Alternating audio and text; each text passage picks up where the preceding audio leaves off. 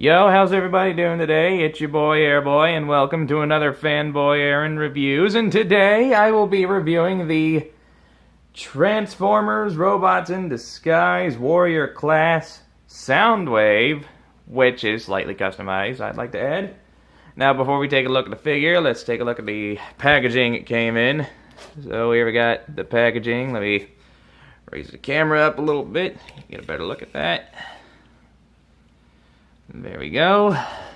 Right here we have a nice piece of artwork of Soundwave right on the top there. There you can see where the figure was in the vehicle mode. You can see my freaking light. Just ignore that. Combiner force. Sucked. Okay. Alright, you see you can scan the symbol with the app, unlock crap. I haven't used it, I don't know if it's any good or not. Transforms in 14 steps. There's the robot mode, if I can get the focus. There we go. And yeah, that's pretty much it for the box. Now let's move on back to the main event, the figure itself. And yeah, from what I can tell, he is a Cybertronian assault vehicle of some kind, and it looks pretty cool. Now, this specific Soundwave design, I believe it is meant to be a combination of the Transformers Prime Soundwave and the Transformers Fall of Cybertron Soundwave, and I believe that this figure captures that pretty well. Let's go around the vehicle here. Lots of nice molded detail, and as you probably saw on the box, it is a totally different color. You're probably thinking, why does it look like this? Well, that's because I had this one customized, which I mentioned in the start of the video. I wasn't paying attention myself. Yeah, my buddy Requiem Zeg on Twitter, a bit of a Transformer nut like me, he was kind enough to paint this sucker up for me, and it's not perfect, but it does help the details shine where they should, unlike the previous paint job. And I gotta say, I absolutely love it, especially the back here, which is gonna be the legs in robot mode. That looks awesome. However, there is one part of the paint job that kind of worries me with the transformation. We'll get to that in a bit. Well, anyway, yeah, here's Soundwave and his Cybertronian assault vehicle. That's what I'm calling it. I had it mistransformed. Alright, there we go. He rolls kinda well. It's not perfect. It's probably the cloth I got on the table here. Anyway, for comparison, here he is with his previous incarnation, the Transformers Prime Soundwave. Get the camera to focus up again. And yeah, really big change. You can see the underside here. There's his head. The head was a little more concealed on the old form, but what are you gonna do? Alright. And here he is with the Voyager class classics, Optimus Prime. Just so you know how he scales with a Voyager class figure. I might do this one next, maybe, I don't know, we'll see. And yeah, that's pretty much a decent scale between Optimus and Soundwave. Let's move that aside. And just so you have an idea of how he scales with something a little more recent, here he is next to the Studio Series Jazz. As you can see, he's a bit bigger than Jazz, but then again, just about every other Transformer figure I have is a bit bigger than this Jazz. Alright, last but not least, let's get some fellow line figures from the same line. Here he is next to the RID Fracture. He is a thick motorcycle. Get my hand out of the way. How are you supposed to sit on that? I have no idea.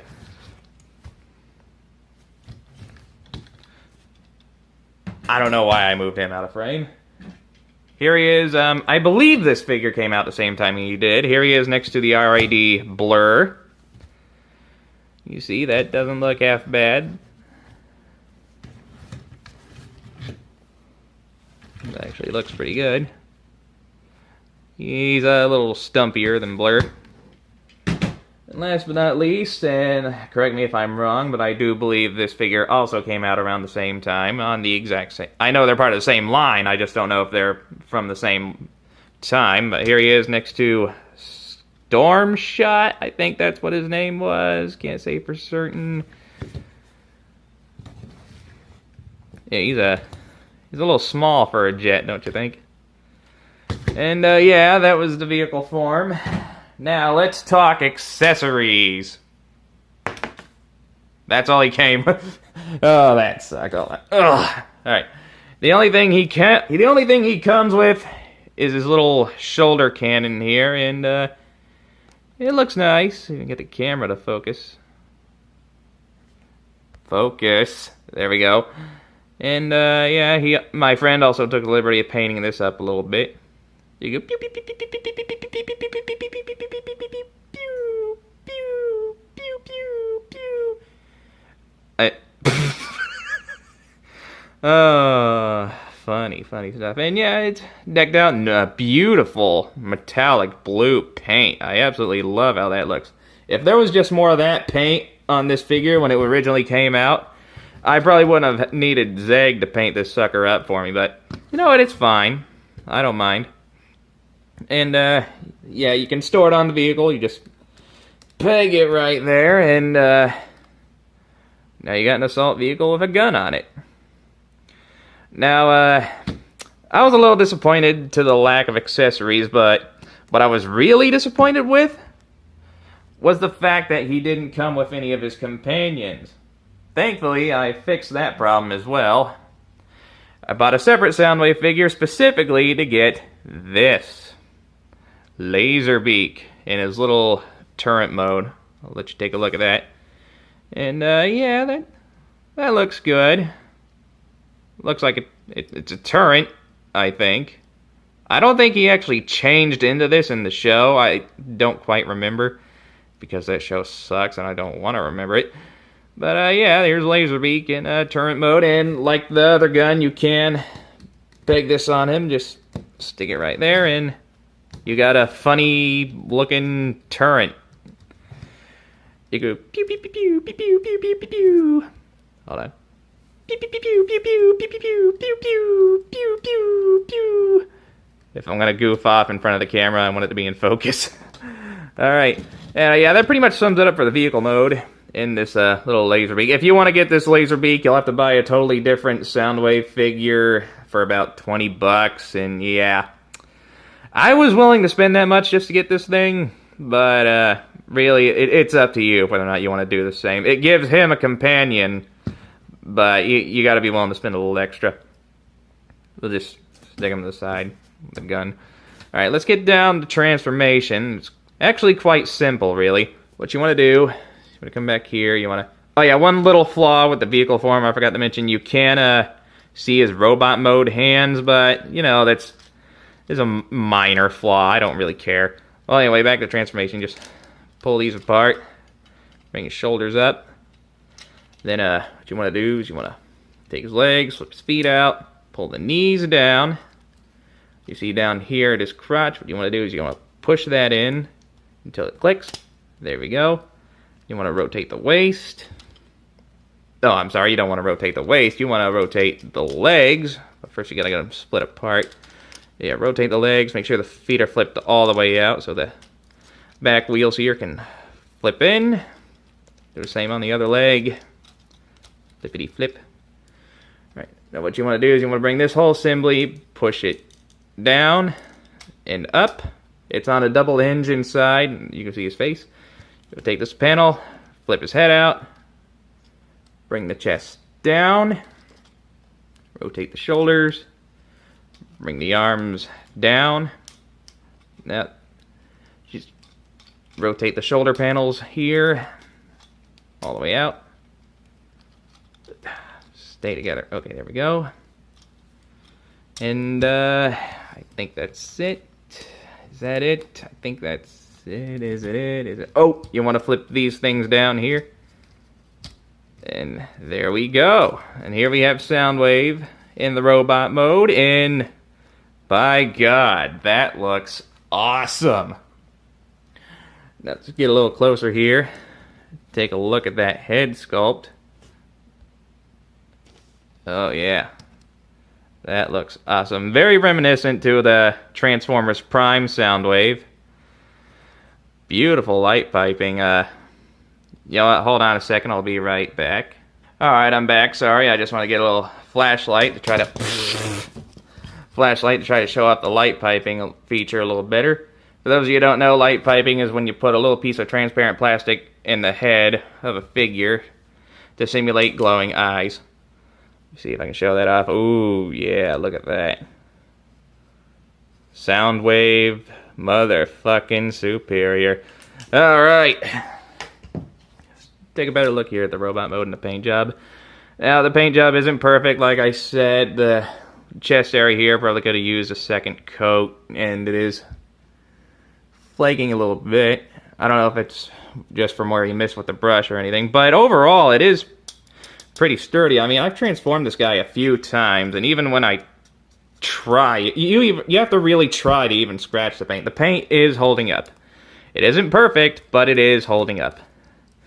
Let's take a closer look at it. You got buttons on his nutsack there, and I think the legs look the best, really, because of that blue. The blue and black melds in. I can't speak English. It just looks good, okay? It just looks really good. I don't know what the deal is with the hands, but the hands are the only part of this figure that are painted that I don't like. And, you know, most Transformers, they usually have a bad case of kibble. And for those of you who don't know, kibble is what we refer to as obvious vehicle parts just hanging off the robot mode. And this figure doesn't have that. When you look at his back, in most Transformers, the vehicle kibble is on the back and it's obvious. But the most this guy has is maybe these shoulder panels and the back of his legs a little bit. Other than that, there's not much obvious vehicle parts on him. I mean, yeah, the chest sticks out a little bit. Most people might have a problem with that, but I don't give a damn. And of course, you can give him his little shoulder cannon. You can use it as a handheld weapon. If I can... There we go. You can use it as a handheld weapon if you want, or if you're like me and you're a traditionalist. Freaking good damn thing. There we go. You can plug it here on his shoulder. And that looks awesome. And before you ask, yes, he can hold Laserbeak. Personally, now he can hold it like a normal weapon, but personally what I like to do is I like to plug him in here on this little port.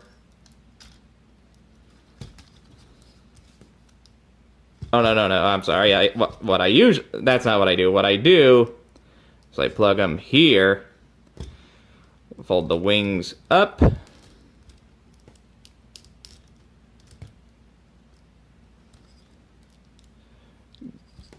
and yeah, look at that.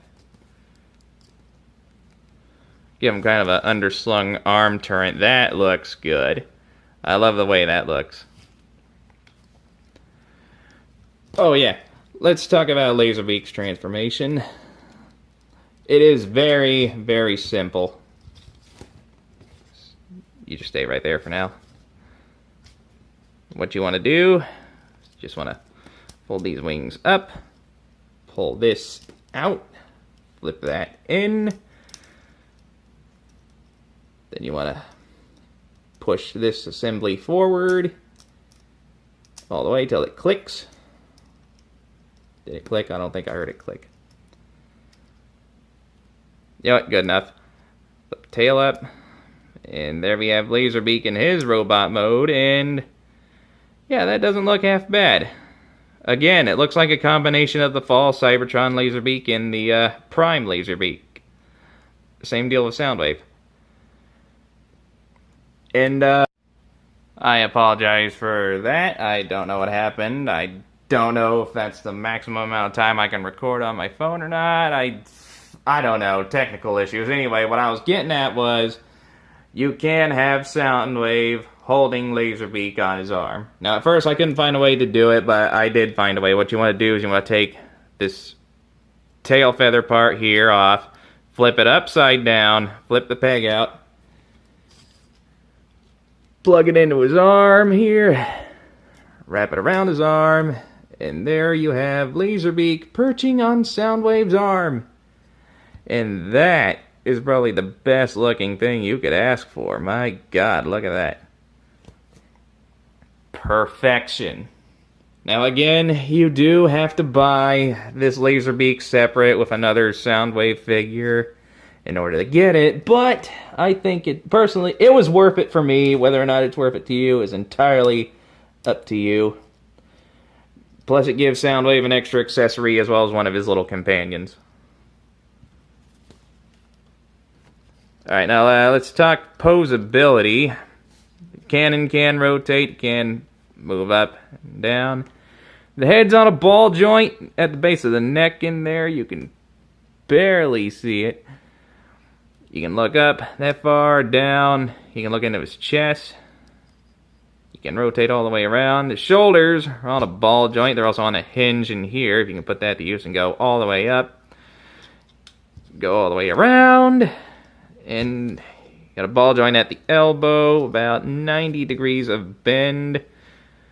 Nothing at the wrist. Now, he doesn't have waist rotation, but he does have rotation on his upper body here. So, I guess that kind of counts as waist rotation. I don't know. The hips are on a ball joint. They can go all the way forward, all the way back. He can get a free vasectomy. Thigh rotation.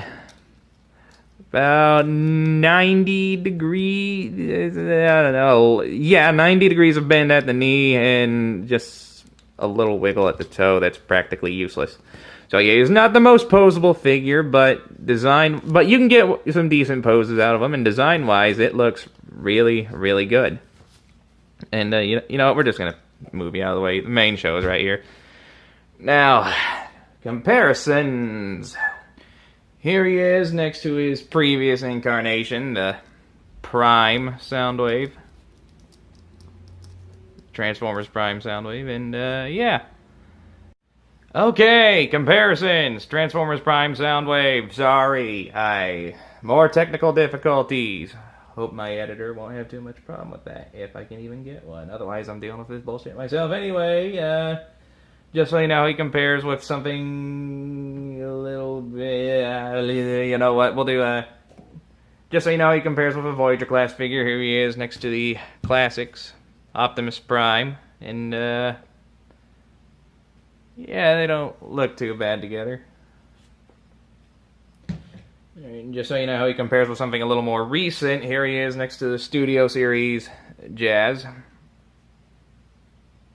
And I guess it's kind of alright. I mean, that design probably could have worked for the movies. And now, fellow line comparisons. Here he is next to RID Blur. Don't look half bad together. Here he is next to RID Stormshot.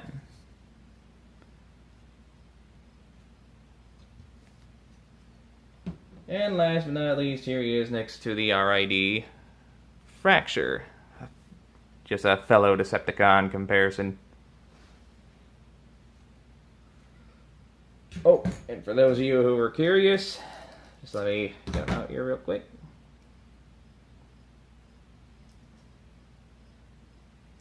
Here is old Laserbeak compared to new Laserbeak, and yeah. It's not even a competition. Get the hell out of here. Now, when this figure was released, it was about, I want to say, $16 to $17. And the figure stands at, looks like, about 5 inches. So, yeah, there was the Transformers RID Soundwave, the customized one, and, oh, one more thing I forgot to show off. For those of you who don't know what that little hole there is for, it's meant for one of these.